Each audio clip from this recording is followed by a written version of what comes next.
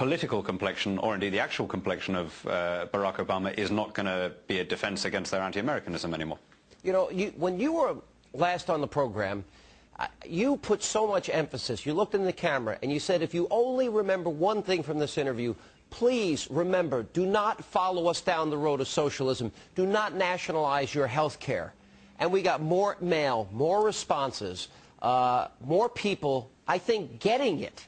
You know, for many, many years, for example, I have focused on the papers in Great Britain and in Canada and in France talking about the inefficiency and the lack of quality care that exists under that system.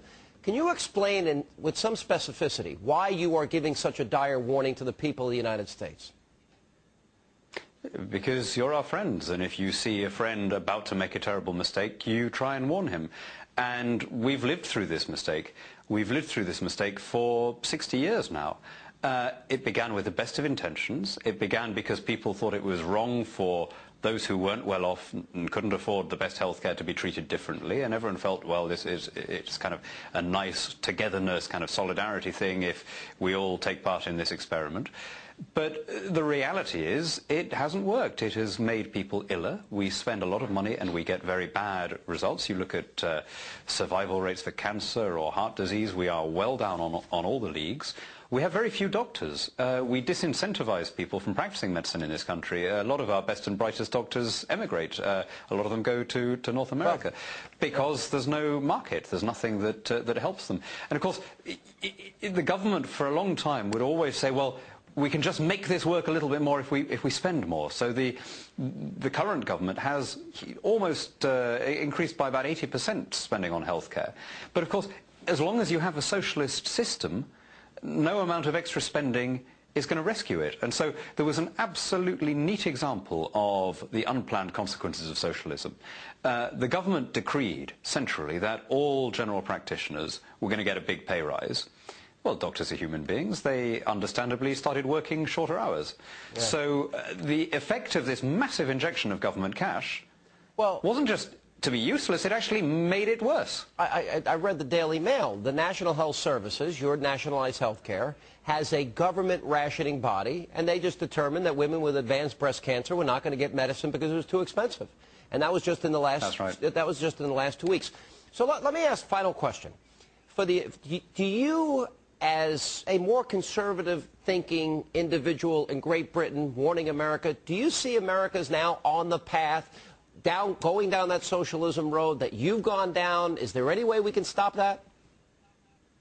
Well, I mean, you're way in a better position than us. You're not starting from where we are.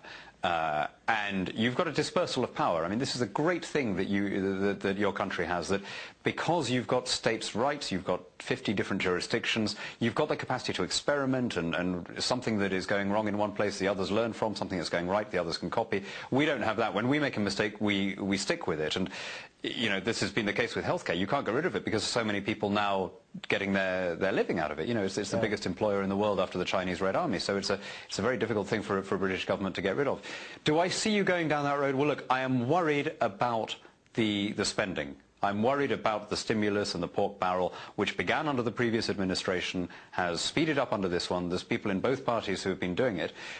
We're doing it worse, but that isn't a good enough reason for you guys to be doing it. Well, you know, and this thing, it's been, I don't know, maybe Fox is going to restore a little bit of sanity into the debate here.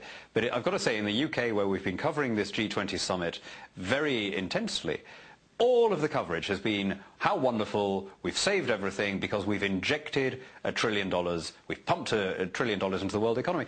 Yeah, from where? Like how do you get $1 trillion except from the world economy, you know, to put it at its widest, you know? So all we've done is taken money that would have been spent by individuals and given it to great international global institutions to spend for us. Daniel, I'm hoping one day I get to introduce you as Mr. Prime Minister. Thanks for being with us. Appreciate it. Thanks, John.